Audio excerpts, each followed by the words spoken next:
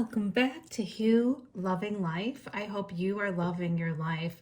I'm so excited about this one because, again, so synchronistic. You guys are awesome, and I'm so happy you're here. So let's get started. The first card I pulled was about listening to your inner child. Okay. Listening to your inner child, what in the world does that even mean? Do you know that we have an inner child that is always with us from every single age we have ever been? So you have a 5-year-old, a 10-year-old, an 18-year-old. Every aspect of yourself is always carried with you. And if there's any trauma that we've experienced, then we have repressed it, then it's basically inviting you to talk to that inner child.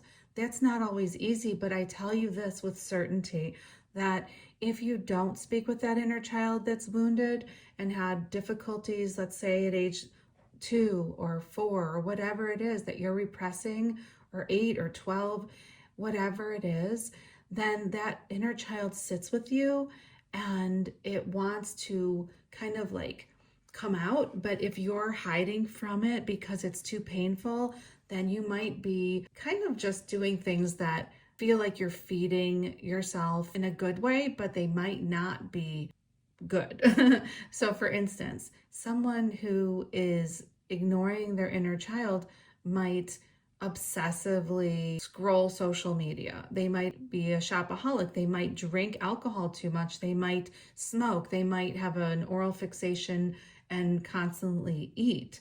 Okay, there's so many ways that you think you're stuffing love into yourself or distraction. But the truth is, no matter how many times you want to kick that habit, it will come back until you actually look at your inner child. Some people, maybe it doesn't, okay, maybe they can kick those habits for good without doing inner child work, but this is something you might consider if the other things haven't worked for you. So it's basically saying intimacy. Communicate your desires openly to foster emotional and intimacy, okay? So you want to foster emotional intimacy with yourself. You are worthy of that. Now that I pulled the unworthy card, all right? So if there's some feelings of unworthiness, like you don't even want to begin to look at all those painful things because it makes you feel unworthy or shameful or guilt-ridden, it takes, a lot of bravery and sometimes even help of like a therapist. There's nothing wrong with therapy. I've been in therapy for 30 some years. It is truly one of the greatest things I did, okay? There's nothing shameful about it. In fact, it takes a very brave person to look within and again deal with yourself from every single age that you've lived. So important. You also got the Angel of Protection card. So I just love this for you because doing inner child work is, it can be really a little, I won't sugarcoat this, you guys. It can be a little difficult or traumatic, right? Because things will come up that you've repressed. And when those things come up that you've repressed, or even that you do remember, it's like, why would I want to put my flashlight on that? Why would I want to look at that? That was really unpleasant, right? Or even worse than unpleasant. But the truth is that by embracing your inner child, giving her or him a humongous hug and letting them know that they are safe now, that changes everything for your future, because you might not have been able to rely on your parents or your spouse or friends or siblings. They might have all backstabbed you or been horrible to you. Who knows what your circumstance is, right? But you can always rely on you, and you are basically a spark of divine, of God, of source of all that is. So you're in pretty good company if you get to know yourself like the best, okay? So everyone else is that too, but some of them are walking around in lower vibed, unconscious awareness or non-awareness, and that's why they behave the way they do. So again, you have the Angel of Protection. It says, you have come to the end of a circle. Oh, okay, what was I just saying? If none of these things that you're dealing with are getting any better, like you lost weight, you gained it back. You stopped shopping horribly, you started again. You stopped drinking, you started again. you stop smoking, you start it again, whatever it is, okay? Then this is the end of the circle that this card is talking about. Then it is saying to you that you are protected to look into this inner child stuff that is going to help you get to the next level, to get intimate with you.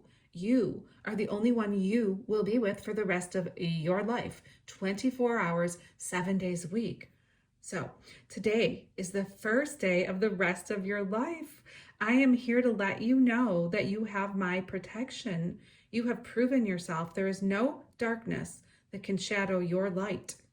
You can look back and say thank you because you are now wiser and far stronger than ever before. So many of us who have been through trauma or abuse, have to realize eventually that, yes, it might have been horrible, but retrospectively, you are now one strong person, okay? You've survived stuff that others can't even begin to imagine, and you are out of there stronger. If you're still in there, I highly, highly urge you to get out. But if you've come through it and now you have to look back and start healing it, hey, at least you're through that, right? It also says, breathe and allow my healing and protection to fill your whole life and journey. Isn't that beautiful? I would also suggest chanting the word Hu. It's an ancient word for love, God, source, all that is. And it is the highest vibrational word that one can speak on the planet. And it goes like this, Hu.